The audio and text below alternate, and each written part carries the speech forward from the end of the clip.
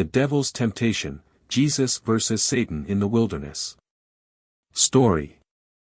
In the vast desolation of the wilderness, where not a soul could be seen for miles, the winds howled like the cries of forgotten spirits. The dry, cracked earth stretched endlessly, scorched by the unforgiving sun. It was here, in this barren place, that Jesus found himself alone. For 40 days and 40 nights, he fasted, seeking guidance and strength. His physical body grew weak, but his spirit, unwavering in its devotion, remained steadfast. The silence of the desert was broken only by the whisper of the wind, until that moment. Suddenly, the air grew thick with an unnatural presence. A shadow, darker than any cloud, began to stretch across the rocky cliffs.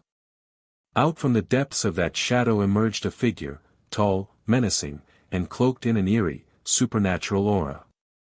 His eyes burned like two crimson embers, glowing with malicious intent. He was no ordinary man, this was Satan, the adversary, come to test the Son of God.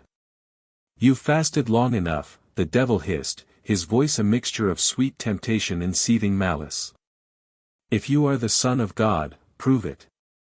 Command these stones to become bread and satisfy your hunger." Jesus, weak in body but resolute in his spirit, gazed at the stones beneath his feet. But he remained silent. The words of God rang in his mind, "Man shall not live by bread alone but by every word that proceeds from the mouth of God." Jesus, unwavering, refused the devil's trick. His hunger was not for food, but for the will of his Father. Frustrated, Satan's figure flickered like an illusion, shifting form, becoming a towering, imposing presence. With a wave of his hand, he transported them to the pinnacle of the highest temple. "If you are truly the Son of God, throw yourself down. For it is written that he will command his angels concerning you, and they will lift you up in their hands," Satan taunted, a cruel smile stretching across his face. But once again, Jesus did not falter.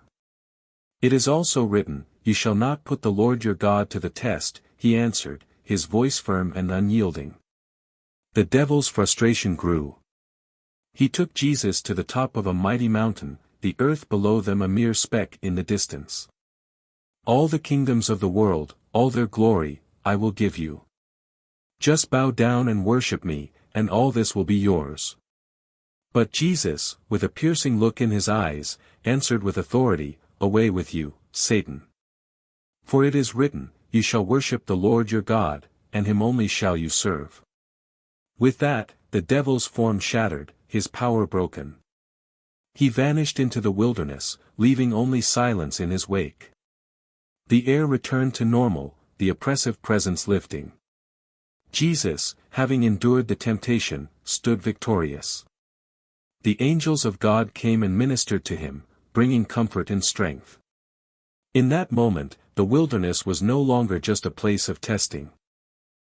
It was a victory ground, where Jesus triumphed over the forces of darkness. And as he walked away, the fiery red